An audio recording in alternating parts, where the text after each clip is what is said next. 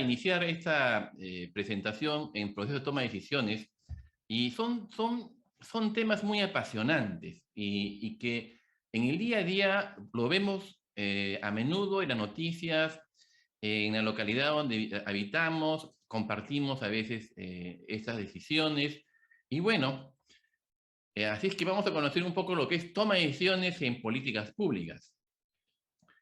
Hace 40 años y más, esta disciplina ha ido tomando una buena posición respecto a otras disciplinas. ¿Y por qué estudiar la toma de decisiones? ¿Qué involucra decidir? ¿Es fácil decidir?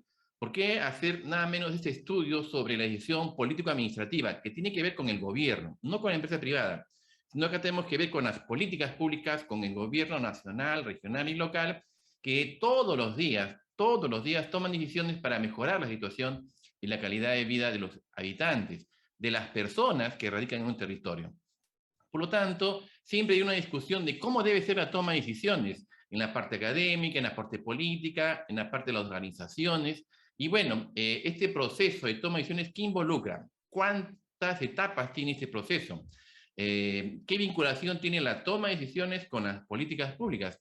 Y como vamos a ver, tiene mucha semejanza. Primero, que decidir es buscar seleccionar varias alternativas de solución.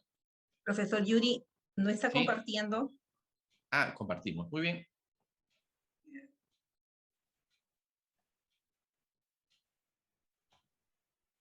Entonces, ¿qué vamos a decidir? Bueno, decidir significa pensar. ¿Qué vamos a lograr pensar y cómo son las etapas de ese pensamiento?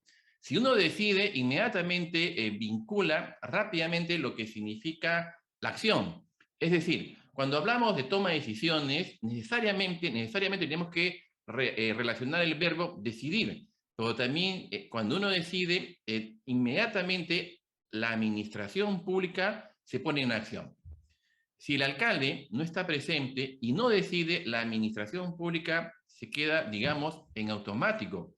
Pero no automático porque hay unas decisiones que acabar. Pero la decisión está basada en las resoluciones de la alcaldía, en la aprobación de políticas, de planes, de programas, de proyectos. Es decir, el día a día, un alcalde o un gobernador regional involucra decisiones que debe encaminar el curso de la actividad pública en su entidad. Entonces, cuando trabajamos un poco esas decisiones y las relacionamos con las políticas públicas, estamos diciendo que la política pública es una toma de decisiones. Y como vamos a ver después, esta política pública tiene nada menos un siglo que cumplir. Y la toma de decisiones también tiene otro siglo que cumplir. Y vamos a ver acá esta correlación en estos instrumentos del Estado. Pero al final, ¿qué decidimos? Ustedes pueden ver la gráfica y la gráfica nos dice pues qué camino vamos a elegir. ¿Qué camino vamos a elegir? Y el alcalde, el gobernador se paran frente a tantos caminos y el asesor le está diciendo el de la izquierda, el otro de la derecha, la colectividad, la población le dice de frente, la oposición no tomes ni uno. Entonces decidir no es fácil, pero si no decides, entonces paralizas la administración pública. Entonces decidir significa una implicancia sinceramente de evaluación y otros más, que vamos a ver. Pero decidir implica nada menos que una interacción de varias disciplinas. ¿Sí? ¿Eso qué quiere decir? Que cuando no vamos a tomar una decisión sobre un problema público de un determinado territorio, es necesario que los objetivos que vamos a estudiar tengan con ello una metodología y que esté acompañada de varios enfoques multidisciplinarios.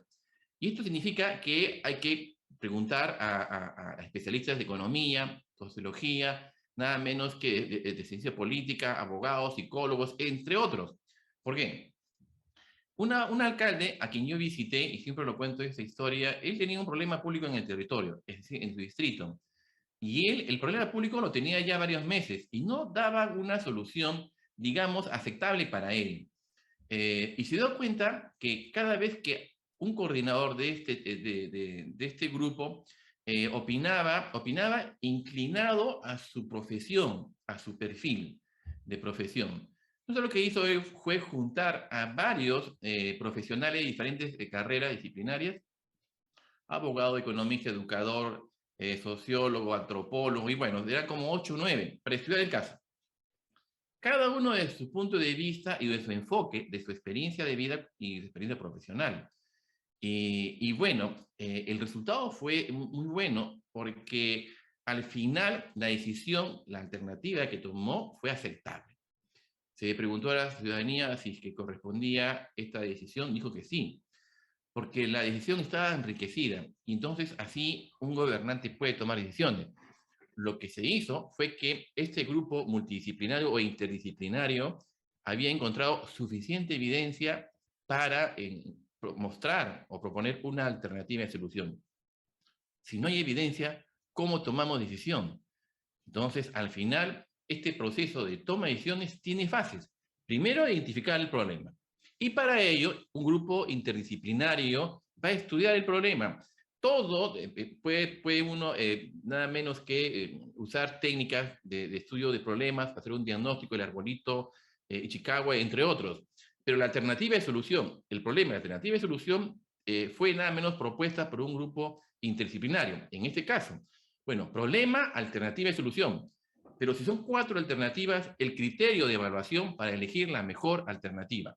Eso también es un proceso de la toma de decisiones. Y de ahí viene elegir la mejor alternativa. Para no equivocarse, ¿cuál tiene mayor valor? Y para ello hay criterios de valoración.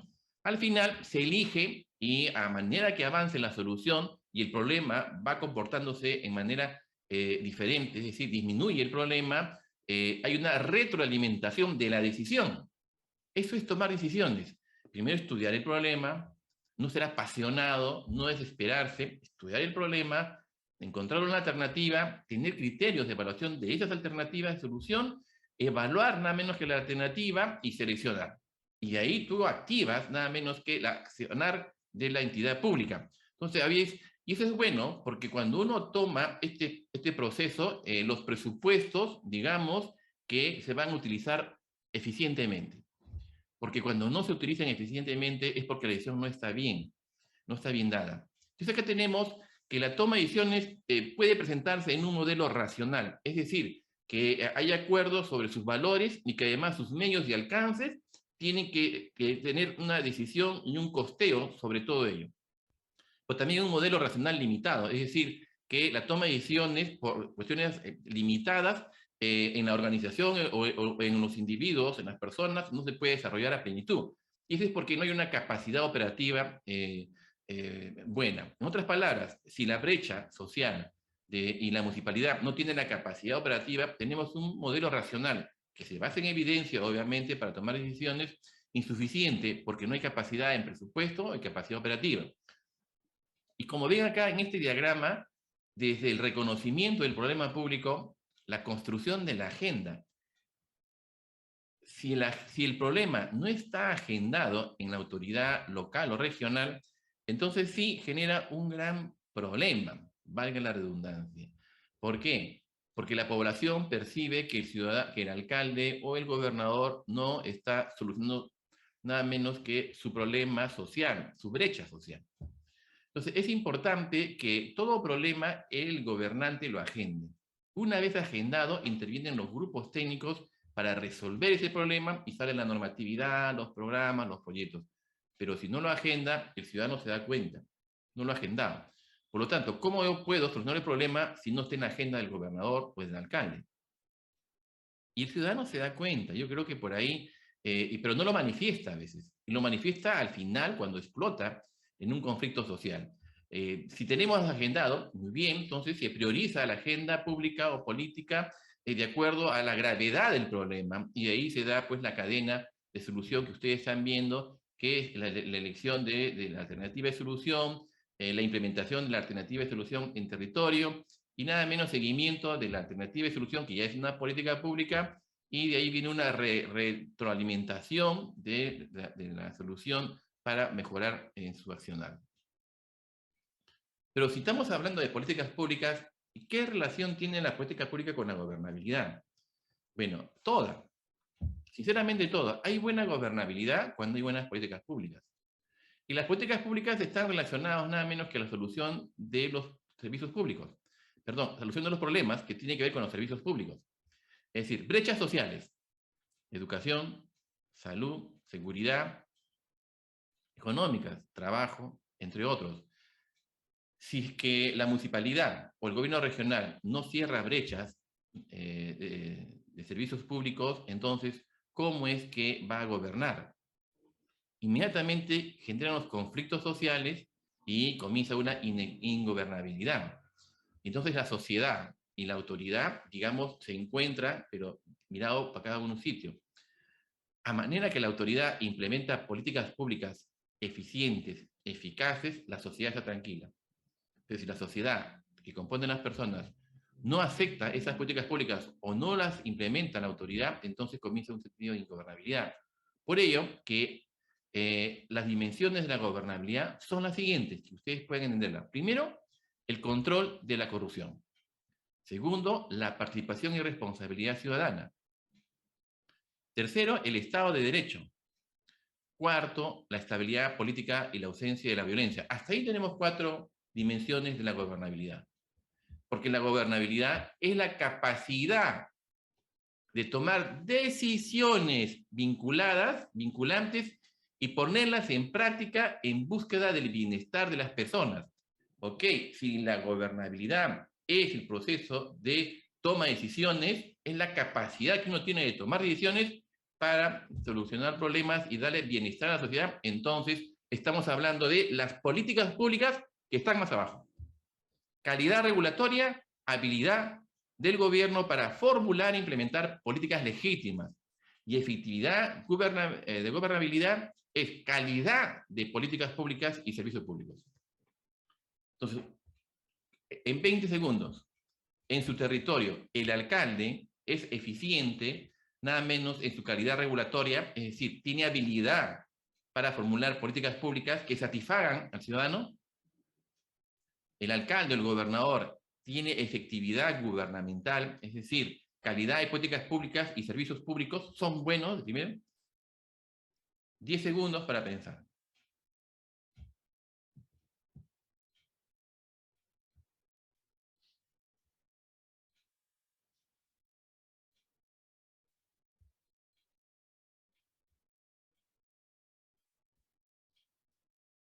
La respuesta la tienen ustedes. Uno ha hecho rápidamente una evaluación sobre las decisiones vinculantes al bienestar de las personas que toma el gobernante local o regional. La respuesta es inmediata. Ustedes están en un sitio en el territorio y perciben, sienten, son parte de esas decisiones, porque reciben los servicios públicos. Entonces, si esto, no hay corrupción, hay responsabilidad ciudadana, participación, un Estado de Derecho, estabilidad política y ausencia de violencia, buena calidad regulatoria, efectividad en las políticas públicas, decimos, las dimensiones de la gobernabilidad son exitosas, son buenas, buena gobernabilidad.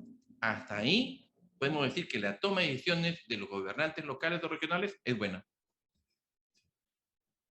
¿Cómo es que se vincula la toma de decisiones con las políticas públicas? En el año 50, Harold Laswell, este es el padre de las políticas públicas en Estados Unidos, se dio cuenta en la reestructuración después de la Segunda Guerra Mundial de Europa y, bueno, y de Estados Unidos, comienza a señalar que las entidades públicas se dedican a los servicios públicos que el ciudadano, todos los que viven en un territorio, reciben. Pero se da cuenta que hay una toma de decisiones en el medio, es decir, el alcalde, los regidores, los concejales toman decisiones diariamente, y él hace la cadena de toma de decisiones que la que estoy mostrando. Al final, la decisión termina en brindar un servicio público al ciudadano. En otras palabras, se dio cuenta que la administración pública es un conjunto de toma de decisiones, pero que todas son destinadas al ciudadano. Entonces, para ello, el Estado está presente, hay un poder público, el gobernante, hay un aparato administrativo que el gobernante administra y que le sirve de, digamos, de vehículo para llegar al ciudadano a través de políticas públicas, actividades, programas, y que al final terminan en nada menos que en servicios públicos. Y que estas decisiones las llamamos políticas gubernamentales, porque son de gobierno. Entonces, ya ingresó esta definición de políticas públicas. pero el conocimiento del proceso de decisión y el conocimiento en el proceso de decidir son diferentes. A ver, el primero tiene que ver con las habilidades profesionales necesarias para participar en la toma de decisiones, es decir, que el proceso de decisión que involucra. Entonces hago un diagnóstico, estudio las alternativas de solución. Hasta ahí estamos bien. Hay un conocimiento en el proceso de decisión. ¿Por qué? Porque hay un problema, lo estudio el problema. Y llego hasta allá, hasta la puerta, 10 alternativas. Pero viene el conocimiento del proceso de decidir, es decir, y decidir activa la administración pública. Y es la parte más difícil. Acompañar el proceso del diagnóstico, de la alternativa de solución, es comprender cómo es que se va a tomar la decisión. Pero decidir es una etapa diferente. Porque además de implementarla involucra otra cosa. Y para ello es necesario que lo más importante que se tiene es decidir, porque ¿de qué te vale comprender el problema y proponer una solución cuando no has decidido implementarlo? Es decir, el problema continúa. Entonces, en esta definición de comprender y decidir, ¿qué es una política pública? ¿Qué es la definición? Y acá tenemos una definición que yo la presento. Conjunto de acciones intencionales y causales orientadas a la realización de un objetivo de interés público, por supuesto, en beneficio de los ciudadanos, más que cuyos lineamientos de acción, agentes, instrumentos, procedimientos y recursos de la administración pública reproducen en un tiempo de manera que va a solucionar los problemas de manera coherente y constante. ¿Qué soluciones? ¿Qué problemas? Problemas de la ciudadanía, del territorio, y las soluciones van a cerrar brechas, que ahora así lo definimos. Entonces, hay una naturaleza permanente de atención al problema público, porque eso nos debemos. Y vamos a ver de qué forma. Entonces, la estructura de la estable de sus acciones, nada menos que tiene que realizarse en un tiempo determinado. Y en un tiempo determinado tiene que implementarse también. Yo creo que ahí podemos decir que el gobierno implementa políticas públicas y que tiene nada menos que esta definición que he mostrado. Y para concretar una política pública, tiene que ver con este gráfico que yo he desarrollado. Primero que el político trabaja bajo emociones, porque cuando candidatea simplemente presenta emociones y quizás uno que otro estudio racional de que cómo va a resolver los problemas. Pero el político mayormente presenta un escenario apuesta que en el futuro los votantes van a llegar ahí si es elegido. Entonces dice, prometo que durante mi gobierno, cuando sea alcalde o gobernador, solucionaremos todos los problemas. Trabajo, salud, educación, prometo, y bueno, tú cierras los ojos y encuentras un escenario que él te vendió, que él te indujo. Ya viene, digamos, esa conquista de poder ingresar a tu mente y poder tú imaginar un escenario identificado como el gobernante, como si fuera él el gobernante. Y es una ilusión, ¿sí? Y hay una confianza porque tú votas por él, porque le crees. Pero bueno, al final este escenario de apuesta te tiene que llevar a una satisfacción y bienestar, al menos mentalmente. Uno cierra y dice, sí, si voto por él voy a tener satisfacción porque los problemas se van a resolver, de trabajo, educación, salud, seguridad, ya está. Pero una vez que el candidato, porque una persona del 100% de decisiones, 95 son emocionales, gana. Y cuando gana, ya se sienta en la entidad pública y gobierna, y ahí emite políticas de gobierno, políticas gubernamentales, ya no como candidato, sino como gobernante. Y ahí tiene la administración pública que él, ¿cómo se llama?, tiene a cargo, y que él decide y acciona los técnicos. Pero ahí hay un ingrediente que no lo tenía cuando era político, cuando candidateaba, era la razón. Y la razón se basa en evidencia. Es decir, hay que saber evidencia para decidir en una acción pública. No hay corazonadas, acá no hay chamanes, acá no hay señales de humo, o que me dijo y que me soñé. No. En la administración pública, las decisiones tienen que estar basadas en evidencia. Por lo tanto, el candidato, ahora gobernante, tiene que decidir acompañado de un modelo racional. bajo evidencia y tiene que solucionar los problemas a través de planes o programas, a través de políticas públicas. Ya es diferente. Ahí viene la evaluación de la ciudadanía. ¿Cómo termina su gobierno? ¿Cómo lo desarrolla? Ustedes evalúan. Así como votaron, porque hicieron una evaluación, ahora hacen una evaluación cuando está gobernando. Entonces, ahí pasamos el origen de las políticas públicas, desde que candidatea, que tiene un plan de gobierno. Entonces, comprender cómo vamos a solucionar el problema, presentar alternativas y decidir cuál alternativa elijo, tiene una enorme relación con el siglo del planeamiento estratégico. Como ven, el siglo del planeamiento estratégico es conocimiento integral de la realidad. ¿Cómo estamos viviendo hoy día? La imagen del territorio actual. ¿Cómo vivimos? En Cusco y en Piura. ¿Cómo queremos vivir? Ah, bueno, el futuro deseado. La imagen del territorio deseado. Cierro los ojos y Cusco quiero que sea de esta manera el año 2030, 2040 y 2050. Abro los ojos y me encuentro con la realidad. Cierro los ojos y me lleva a un imaginario. Bueno, para llegar a ese imaginario tengo que implementar políticas públicas. Es decir, decidir y accionar. Y eso es políticas y planes coordinados. No hay otra manera. En la administración pública, de esa manera es. De ahí pasamos a evaluar esas decisiones. Si fueron bien tomadas, hay que hacer el seguimiento. ¿Por qué? Porque en la administración pública, los escenarios contextuales hacen que tú cambies la forma de gobernar, porque hay tecnología nueva, porque hay un contexto económico diferente, porque el aspecto social sube o baja. Entonces hay pues diferentes formas de evaluar, de desarrollarse nada menos los territorios basados en escenarios contextuales y tendencias. Entonces al final evalúas y de ahí nuevamente vuelves a este ciclo permanente de políticas públicas. Y ustedes ven acá cómo se articulan las políticas públicas. Ahí está, articulación de políticas con planes. ¿Dónde están ustedes aquí? Política regional, política local. Pero arriba no está. Ah, las políticas de Estado. ¿Sí? Visión del país, 2050. Ahora, planeamiento estratégico de desarrollo nacional, 2022-2050. ¿Dónde toman decisiones? En la parte de aquí, política regional, política local. ¿Quiénes? Los consejeros regionales, los alcaldes.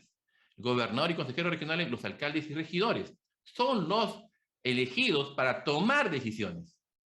E implementan los gerentes, el personal técnico. Al final, estas políticas públicas aterrizan en los planes estratégicos. Y los planes estratégicos van dirigidos al servicio público. Entonces, de esta manera se articulan las políticas, toma de decisiones, con los planes estratégicos, que es el instrumento de implementar una política pública. El presidente de la República ha aprobado hace un mes, un poco más, la política general de gobierno. ¿Cuál es esta? Esta que está aquí. ¿Están viendo? Esta de aquí la ha aprobado hace unas semanas, que es esta de acá. Esta de aquí, que tiene 10 ejes. 10 ejes que ha priorizado él, de todas las políticas públicas nacionales, ha priorizado 10 ejes que involucra muchas políticas públicas sectoriales o multisectoriales. Entonces, acá está el Decreto Supremo, recientemente aprobado, y para ello hay que articular nada menos que con los gobiernos regionales. Y hay mecanismos de articulación, el Consejo Regional, el GORE, el MUNI, la Comisión Gubernamental, la reunión técnica, y entre otros tenemos las mancomunidades regionales, el Consejo de Coordinación Regional, el Consejo Regional de Coordinación Local, entre otros. Hay muchos mecanismos, pero lo que se quiere es nada menos que en esta articulación trabajar una modernización de la gestión pública del territorio, que es muy importante, del territorio, modernizarlo, pero dentro de un diálogo de paz que sirva al país. La descentralización va con todo. La descentralización es importante porque te permite nada menos tener un enfoque territorial de las políticas públicas. ¿Cuáles son esas instancias de articulación? Ahí tenemos los GORE ejecutivos, que es nada menos la reunión de todos los gobernadores regionales, el premier y el presidente de la República. Es el GORE ejecutivo. De ahí tenemos los MUNI ejecutivos, y ¿eso qué quiere decir? Que en cada departamento el gobernador regional y los ministros que asisten o viceministros se reúnen con los alcaldes. Y la premier se reúne con los alcaldes, ¿para qué? Para articular políticas públicas, planes y proyectos. Y ahí tenemos nada menos que un MUNI ejecutivo, que el último fue Ayacucho, y que si todo va bien, el día sábado habrá otro MUNI en Puno. Y tenemos otra plataforma de toma de decisiones, porque aquí ustedes están viendo que hay decisiones ahí, hay un conjunto de decisiones, 300 decisiones que son los acuerdos, 300. Igual en el MUNI. Pero también hay otra instancia que se ha creado recientemente, que es el Encuentro Ejecutivo de Alcaldes Rurales y Urbanos, ¿no? Para el desarrollo local. Entonces está el presidente de la República, están los ministros y el secretario de Descentralización y están cerca de 200 alcaldes. ¿Para qué esta reunión? Para una reunión de cercanías, de toma de decisiones. ¿Quién toma decisiones? Las autoridades. Entonces, eso es.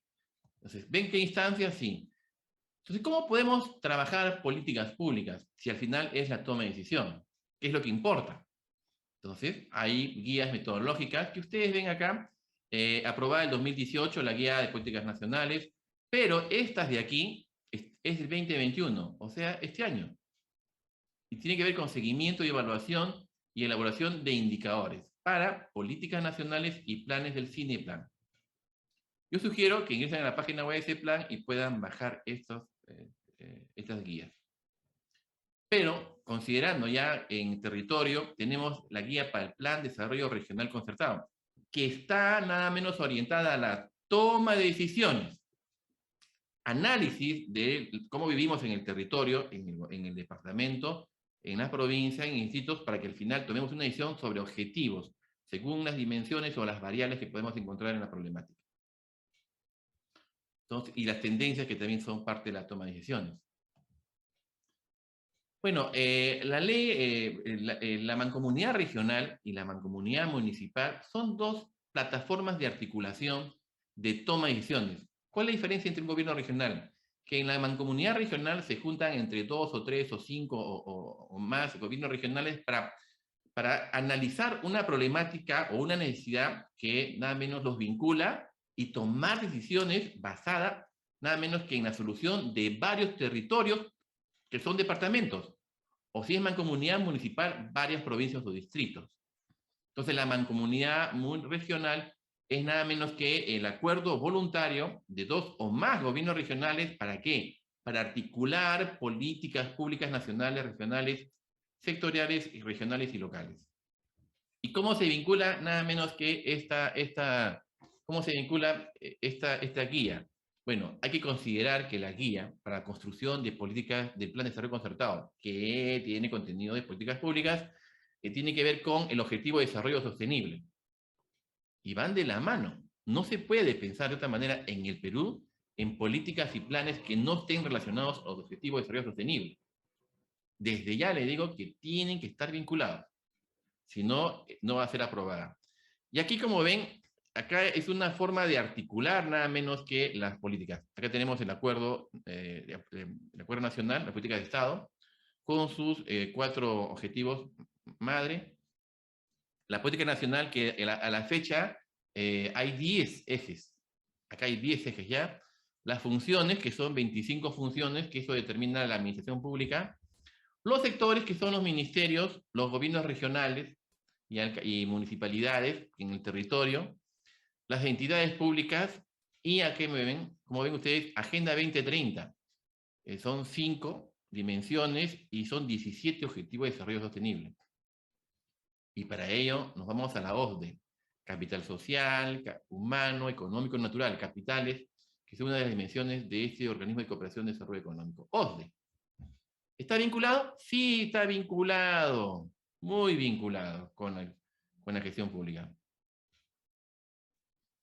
Pero, a manera que avanzan estos planes, estas tomas de decisiones, hay también una toma de decisiones relacionadas a los territorios digitales confiables. Es decir, cómo pensar en buscar desarrollo en el país, en un departamento, en una provincia, si no acompaño nada menos que lo más avanzado que está ocurriendo en el mundo, que es la transformación digital. Y para ello necesitamos empoderar en el territorio el tema digital, para que sean territorios confiables. Y acá tenemos gobiernos subnacionales, ejes de desarrollo, indicadores, subindicadores y medios de explicación. ¿Qué contribuye al proceso de transformación digital de los gobiernos subnacionales? Acá tenemos nada menos que los instrumentos estratégicos de los territorios digitales confiables. El 1, planeamiento estratégico, enfoque territorial. Necesidades priorizadas, planeamiento, inversión pública y conectividad. Punto 1, mucho con toma de decisiones. Segundo, que tiene que ver con el acuerdo, con el plan de ser concertado. Segundo, recursos, articulación multisectorial, academia, empresas privadas, sociedad civil, gobierno. Promotor digital. Tercero, gestión estratégica. Gobernanza multinivel, 3 niveles de gobierno. Transparencia, capacidades. ¿Sí? Y bueno, la última, cuarta, evaluación. Y ahí viene el reconocimiento y la certificación de la norma ISO, que el territorio ha cumplido todos los requisitos y condiciones para ser un territorio digital.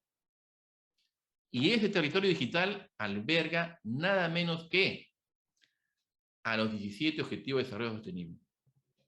Como ven acá, esta herramienta de evaluación del gobierno local, municipalidad, para la gestión integral de la calidad, ISO, y ahí tiene todos los Objetivos de Desarrollo Sostenible. ¿Dónde lo encuentran eso? Aquí. ¿Están viendo la pantalla? ¿Sí? Acá está el link. Lo comparto en este momento. Lo pego y ya fue. Ahí pueden ingresar. ¿Qué tiene este link? Principal, gobiernos. Acá tenemos el primer paso para reconocimiento del ISO, calidad de gobierno subnacional. ¿Sí? Ranking. Acá tenemos, en primero, los gobiernos regionales. ¿Quién tiene mejor territorio digital? ¿Qué ha cumplido con las exigencias de la Presidencia del Consejo de Ministros para poderlo llamar territorio digital, que está involucrado a la transformación digital? Acá tenemos, miren, Cajamarca, San Martín. ¿Dónde está Cusco? Acá está, 11º lugar. Acá están sus indicadores. ¿Quién viene? Piura. ¿Dónde está Piura? Más arriba, creo. Piura, 7º lugar. Como ven acá, está, y si nos vamos al tipo de gobiernos locales, acá está gobiernos locales. Podemos ingresar. Y acá comenzamos Satipo, Huamanga, Cusco, Puno, Sullana, Piura. Vienen, ya van cumpliendo acá con el tema institucional, económico, social, ambiental y los avances. ¿Sí? Comparativo, acá podemos trabajar, comparar de 2 a 2 gobiernos regionales. Y así vamos nosotros avanzando en la metodología de territorios digitales, ¿no? Acá hay más gobiernos locales de manera...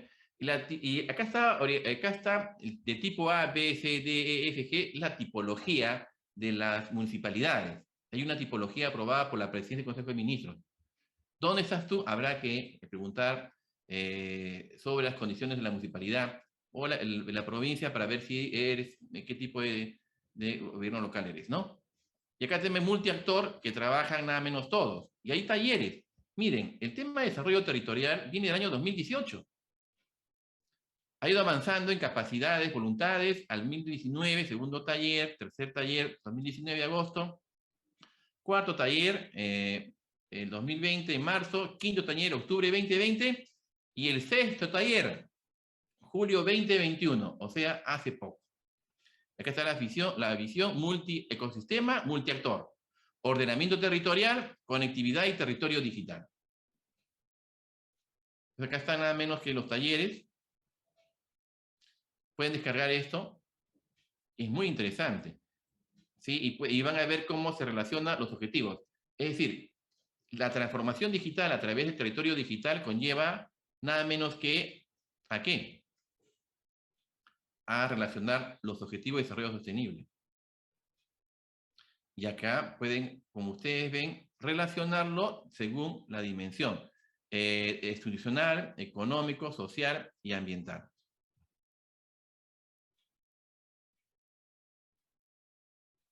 Entonces, busquen si está su provincia sí, y pueden compartirlo. Actualmente han ingresado 6 gobiernos regionales a lograr el ISO, la certificación del ISO. ¿Sí? Es Ica, Apurímac, Ayacucho, Huancavelica, Tacna, Moquegua y Iquitos. Son 7. 7, 8. Sí, hay ingresados nuevos, ¿no? Muy bien, entonces, como ven, acá está la página web, pueden ingresar ustedes. Pero dentro del objetivo de desarrollo sostenible tenemos nada menos que cumplir uno de ellos fuertemente. Y para ello hemos aprobado una política nacional del ambiente al 2030. Antes había una pues al 2019, pero ahora es 2030.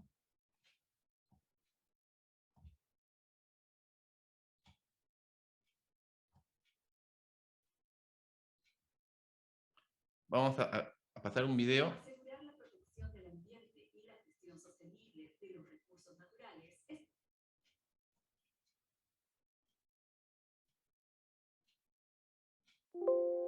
es esencial para el desarrollo de un país, lo que es posible con el trabajo y compromiso de todas y todos. Por eso, el Perú cuenta con la Política Nacional del Ambiente, el principal instrumento orientador y de más alto nivel que define cómo afrontar los principales problemas ambientales del país de manera conjunta. Actualmente, contamos con una política aprobada del año 2009 que necesita actualizarse para enfrentar nuevos retos ambientales. Por ello, se viene elaborando una propuesta conjunta, sustentada y participativa, generando consenso con miras al año 2030. Este proceso es liderado por el Ministerio del Ambiente, en coordinación con todos los sectores del Estado, gobiernos regionales y locales. La política reconoce como problema público nacional la disminución de los bienes y servicios que proveen los ecosistemas, lo que afectan el desarrollo de las personas y la sostenibilidad ambiental, es decir, la disminución de elementos esenciales como el aire limpio, el agua que bebemos, nuestros alimentos o los paisajes. La política también ha identificado que las principales causas del problema ambiental, que van desde la pérdida de los bosques hasta el comportamiento inadecuado de los ciudadanos.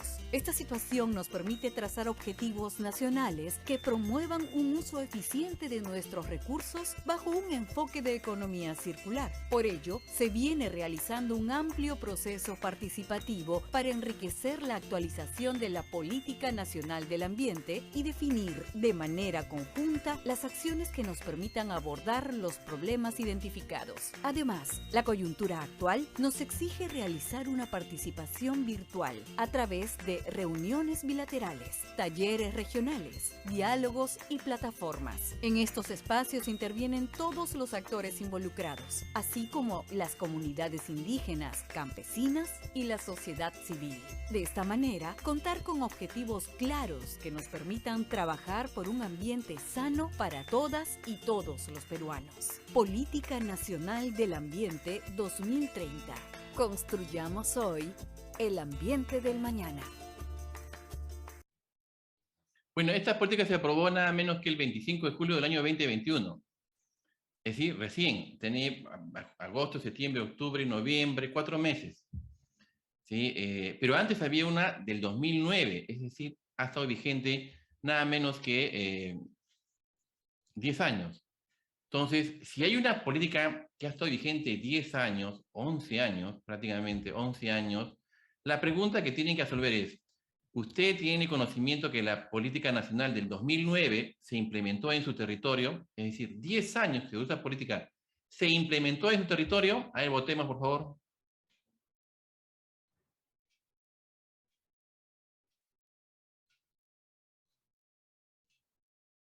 Sencilla la pregunta. ¿Usted tiene conocimiento que esa política del 2009, la anterior, que estuvo 11 años, 10 o 11 años, vigente, se implementó en su territorio?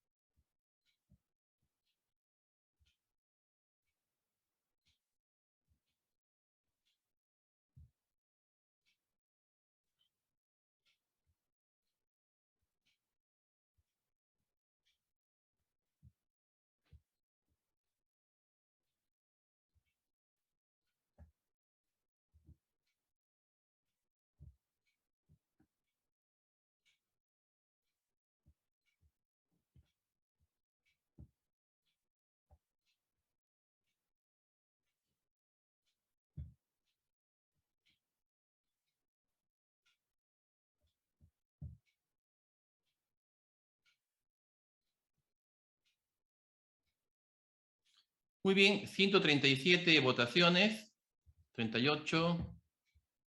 A ver, finalizamos votación.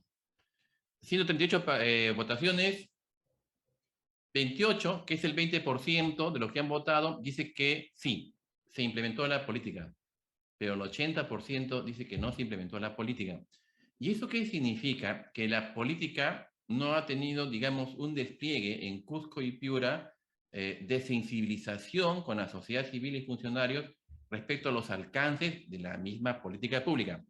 Y recuerden, la política pública, atrás está la toma de decisiones del gobernante de resolver un problema público. El problema público tiene que ver con el impacto ambiental.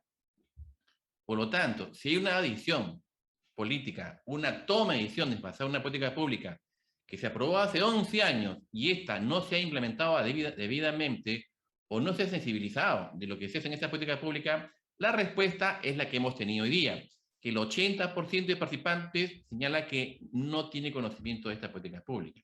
Muchas gracias, para nosotros es muy valioso esta respuesta. Pasamos. Entonces, pasamos a otra política que se llama la Política Nacional de Igualdad de Género. Esta política ha sido aprobada el año 2019. Si no estoy bien acá, es el 22 de octubre del año 4 de abril, mejor dicho, del 2019, a abril del 2020, a 2 años y medio. ¿Por qué una política nacional de igualdad de género? Porque hay desigualdad. Basta que haya un Ministerio de la Mujer y uno podemos decir, hay un género más dominante. ¿Cuál es la situación futura? Recuerden, ¿no? Hay un problema. ¿Y cuál es la situación futura que nosotros queremos? Queremos que las normas y cultura institucional que refuerzan la situación de inferioridad y subordinación de las mujeres.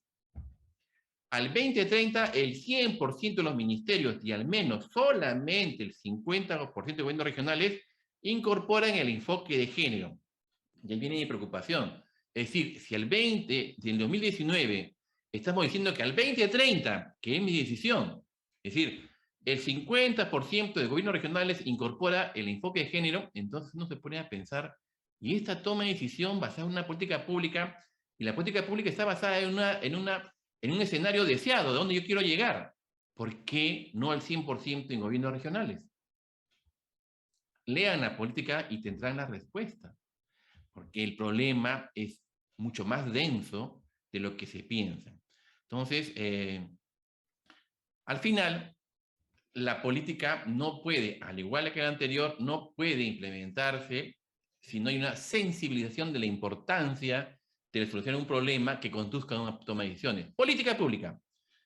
La pregunta, ¿usted recibió capacitación en temas de políticas y o planes de igualdad de género? Lancemos la pregunta.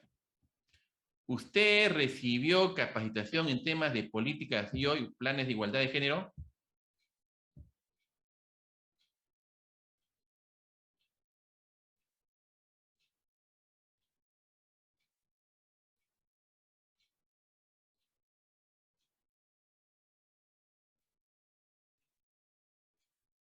¿Usted recibió capacitación en temas de políticas o planes de igualdad de género? Es decir, le han explicado cuál es el problema y le han explicado la alternativa de solución y cómo se va a implementar en el territorio. Ha recibido cursos, talleres, ¿sí? Como ciudadano, como funcionario, como dirigente, como alumno, como academia.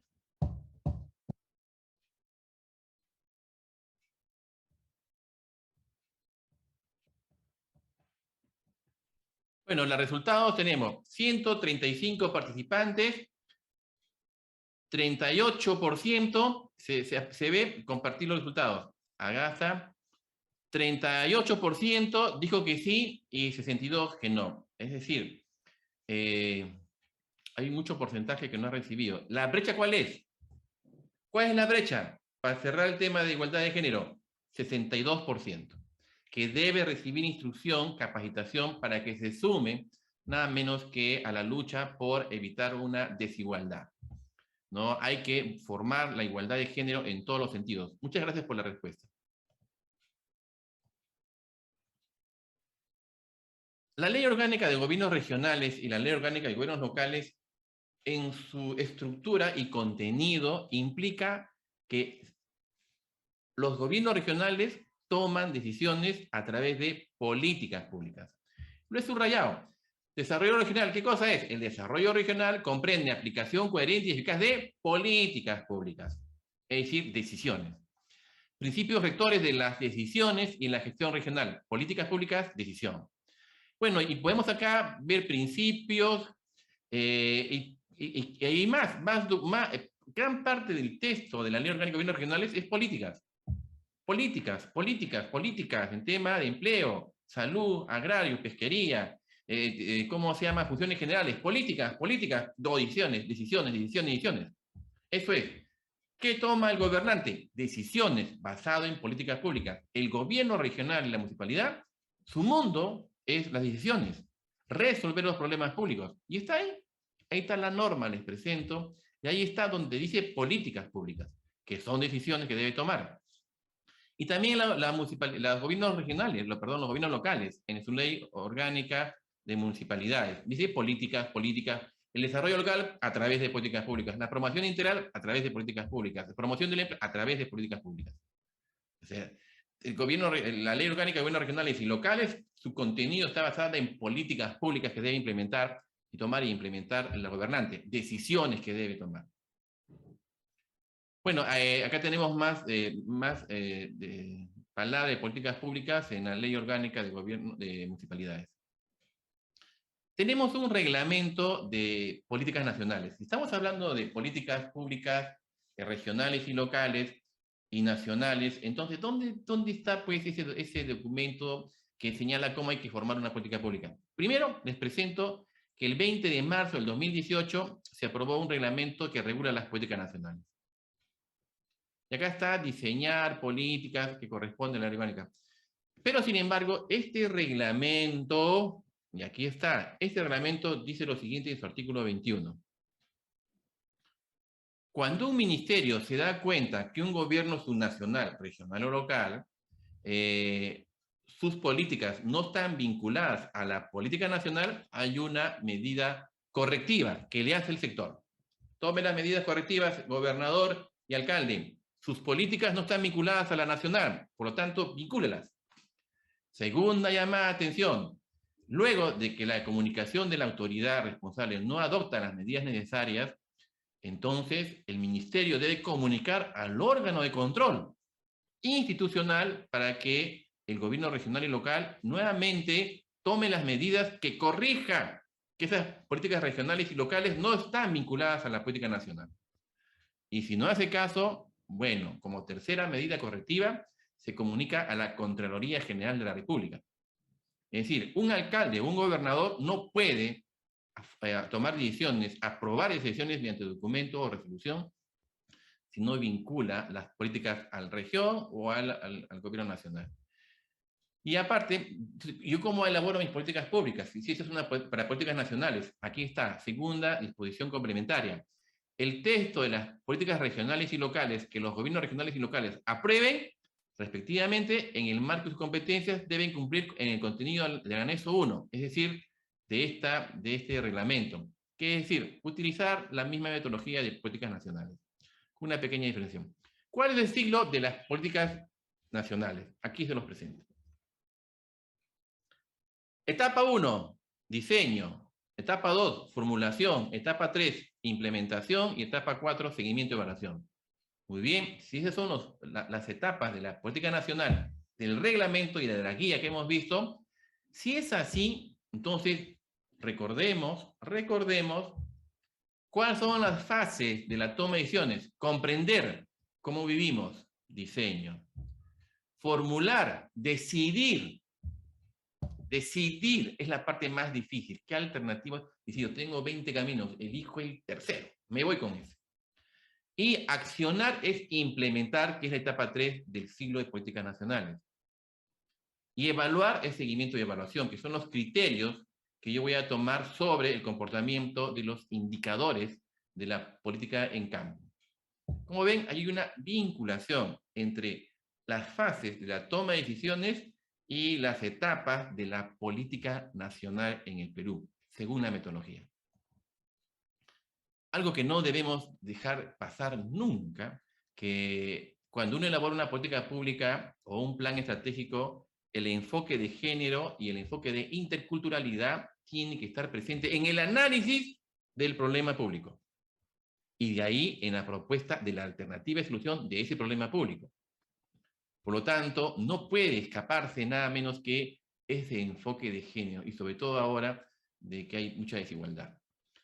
Pasamos y dejamos un poco la toma de decisiones y las políticas públicas, pero mantenemos todavía el decidir. Y decidir qué tiene que hacer acá la neurociencia.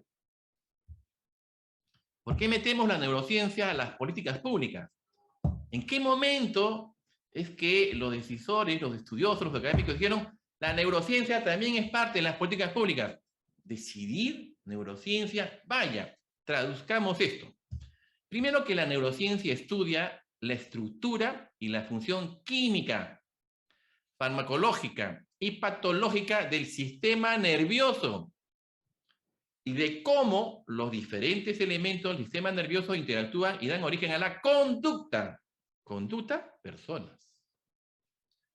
Área multidisciplinaria que abarca muchos niveles de estudio, desde el puramente molecular hasta específicamente conductual y cognitivo. Mi conducta, conocimiento.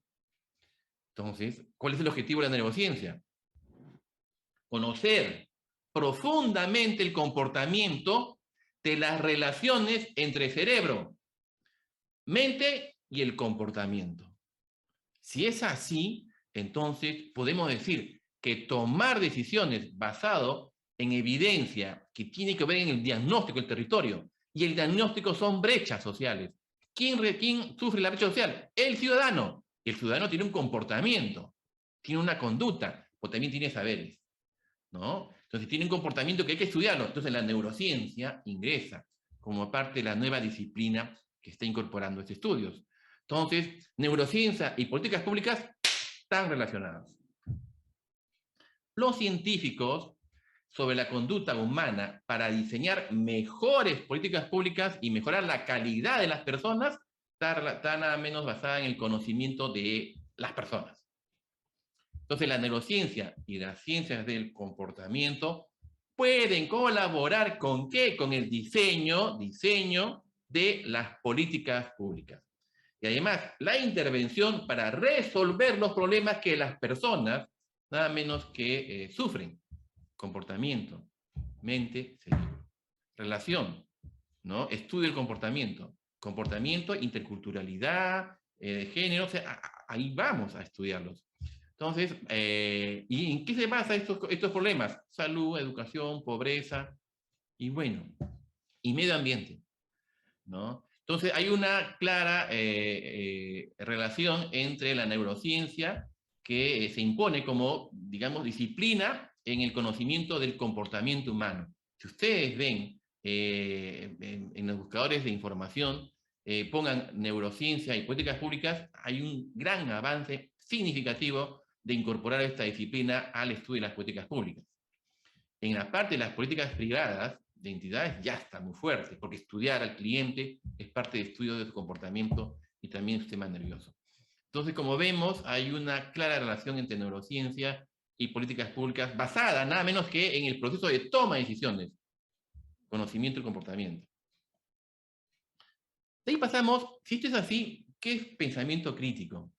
Y pensamiento crítico es nada menos que el proceso, ¿no?, de examinar los supuestos fundamentales, interpreta y evalúa argumentos, imagina y explora alternativas. Alternativas, ya me suena, que dijo el profesor al comienzo, y desarrolla una crítica reflexión con el propósito de llegar a una conclusión que puede ser justificada. En otras palabras, hay un pensamiento crítico cuando yo elijo una alternativa de solución. Sí, tiene fases. Entonces, el pensamiento crítico está basado en la toma de decisiones. Está basado en una reflexión de qué debo elegir. Y ahí entra el perfil del gobernante, el perfil de su entorno. Pero la conclusión debe ser justificada. Justificada porque hay un pensamiento crítico. El pensamiento crítico no es lo mismo que la crítica aunque se integra actitudes inquisitivas, ¿no? El conocimiento y el análisis. Yo creo que en ese sentido el pensamiento crítico tiene fases para el análisis reflexivo, pero se justifica. En cambio, la crítica destructiva no tiene justificación nunca, además es emotiva. Va, se dice, se habla, se toma, y eso destruye. En cambio, el pensamiento crítico tiene fases que hace nada menos que haya una interpretación, una imaginación y una exploración de las alternativas y que éstas se justifiquen. Y acá ponemos el modelo de pensamiento crítico. La solución del problema, hay una fase de estudiar el problema, de evaluarlo, la etapa reflexiva. Y hay que tomar decisiones, pero hay un componente que lo presento ahora. Se llama la creatividad, que forma parte como elemento del pensamiento crítico. Entonces, el pensamiento crítico que solo tenga solución del problema y de toma de decisiones que involucre la última parte, que no haya creatividad, no es pensamiento crítico.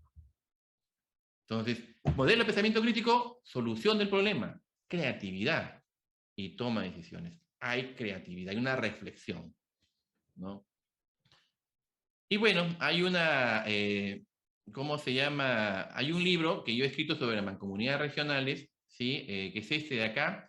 Yo voy a compartir el link para que lo puedan bajar. Vamos a ver si que puedo ingresar acá.